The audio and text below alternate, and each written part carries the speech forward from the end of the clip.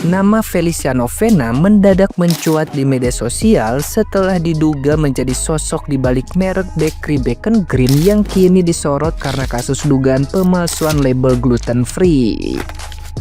Produk yang diklaim aman untuk penderita alergi dan intoleransi ternyata justru menyebabkan reaksi serius pada sejumlah anak. Kasus ini bermula dari unggahan seorang ibu di media sosial yang mengaku anaknya mengalami alergi hebat setelah memakan kue ulang tahun dari Bacon Green. Hasil tes laboratorium yang dilakukan menunjukkan adanya kandungan gluten berlawanan dengan label produk yang tertera. Dalam sekejap, laporan itu menyebar luas dan memicu kemarahan publik, terutama para orang tua yang mempercayai klaim kesehatan pada produk tersebut. Setelah viral, muncul kesaksian dari pengguna lain yang menuding Bacon Green melakukan praktik repackaging produk dari merek lain dengan label palsu seperti gluten free, egg free, dan vegan.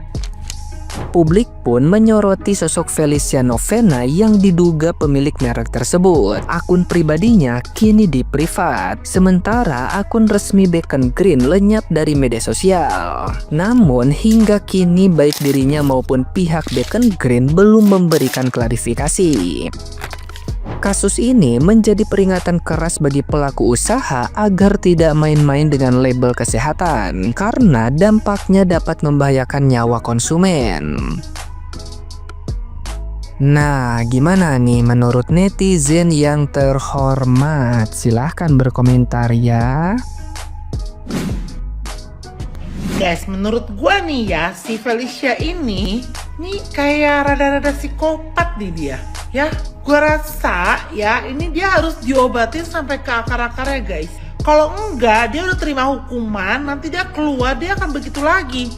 Ya, dia harus diobatin sampai ke akar-akarnya nih. Karena dia bisa tega gitu. Nipunya itu sampai kayak gitu. Dia nggak mikirin nyawa orang lain, nggak mikirin bahayanya. Orang kalau alergi itu gimana? Ini bahaya banget sumpah. Ya, ini harus diobatin nih. Buat orang tuanya, teruntuk orang tuanya Felicia, ya. Tolong ini anak setelah udah terima hukuman ya, diobatin. Kalau enggak dia akan ngulangin hal yang sama. Kita lihat bukan soal penipuannya, tetapi karakter. Berbohong itu ada dua, berbohong secara situasional seperti berbohong karena kita terdesak atau menutup malu atau menutup aib, itu bisa dimaklumi. Tetapi kebohongan kedua adalah pathological lying atau mitomania. Itu kebohongan menjadi lifestyle, gaya hidupnya untuk berinteraksi dengan dunia, di mana itu adalah perilaku yang lebih kompleks, berbohong secara kompulsif, tanpa motif yang jelas dan tanpa malu ketika ketahuan. Dalam konteks bisnis, berbohong itu bisa berbahaya.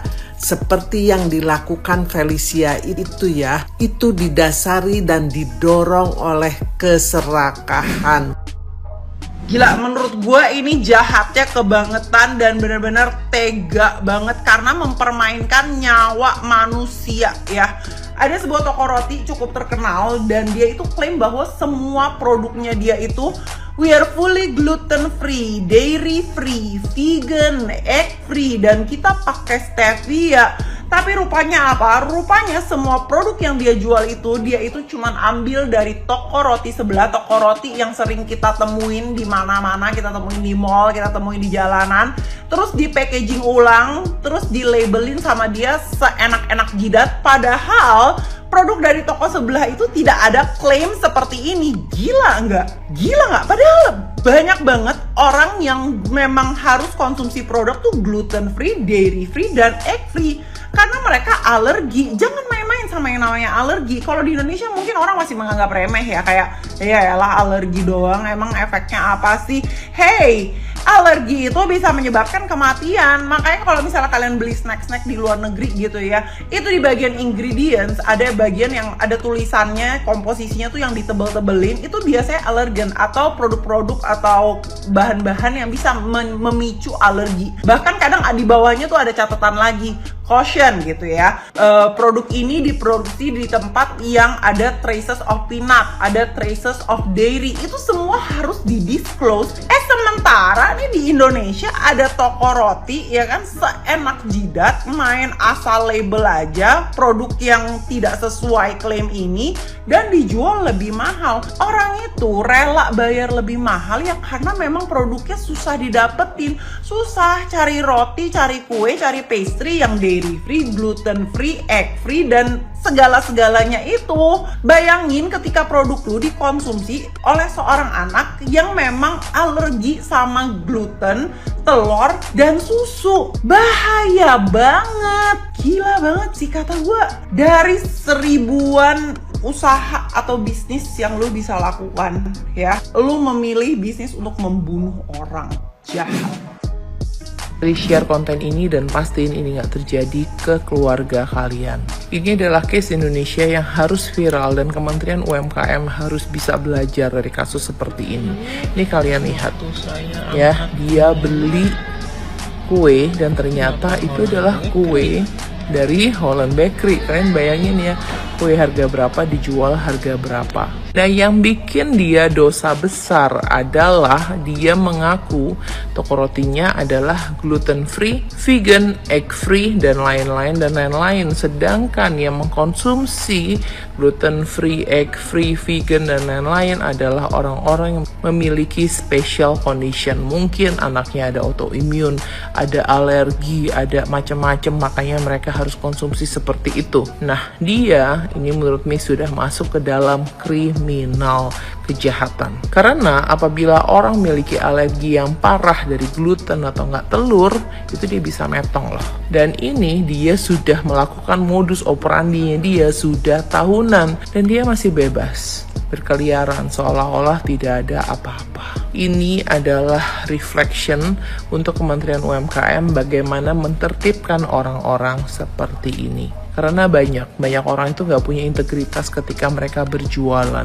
Nggak apa-apa loh menurut Miss Bong kayak rebranding. Ada orang beli otak-otak dari toko A, diganti mereknya gitu kan. Itu ya udah gitu loh, selama dia tidak mencelakakan orang. Tapi kalau ini udah benar-benar keterlaluan. Karena kalian lihat nih korbannya. Dan banyak banget yang sudah pernah kena dari satu anak perempuan yang masih muda ini. Menurut Miss itu kayak sedikit membagongkan. Anak kecil, anak yang masih umur segini nih, udah bisa kayak gitu tuh. Kayak wow aja. Nih kalian bisa lihat di Instagram mamanya anaknya speak up ini, bahkan dirinya sudah nge-lab test. Ya, kalian lihat aja. Kalian udah lihat belum Dajjal yang satu ini? Yang pemilik toko kue Bake and Green. Menurut gue sih ini udah parah ya. Ini Dajjal dari segala Dajjal nih.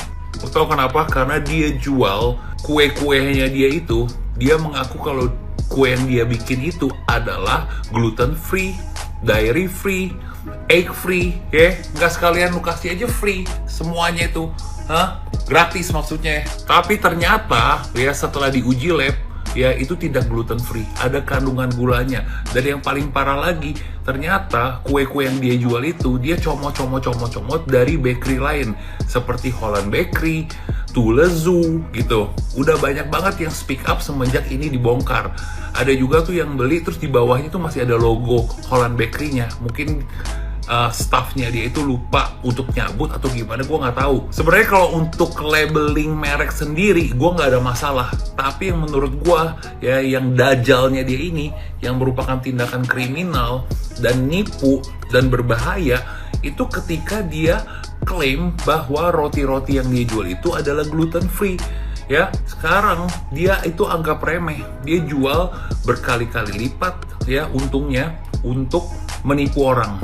Ini udah termasuk kriminal sih, dan alergi itu sangat amat berbahaya, bisa menyebabkan kematian. Jadi menurut gua kasus ini harus viral dan harus diusut secara tuntas ya, karena menurut gua dia dengan sadar ngelakuin hal itu. Tuh lihat aja senyum-senyum iblisnya dia itu tuh ya, mukanya udah kayak Joker lagi. Serius gua emosi banget karena udah ada korbannya. Nih korbannya lu lihat ya, tuh dari 11 Agustus sampai 25 Agustus ya, tuh anak umur 17 bulan harus menderita kayak begini. Makanya gue bilang itu Dajjal dari segala Dajjal.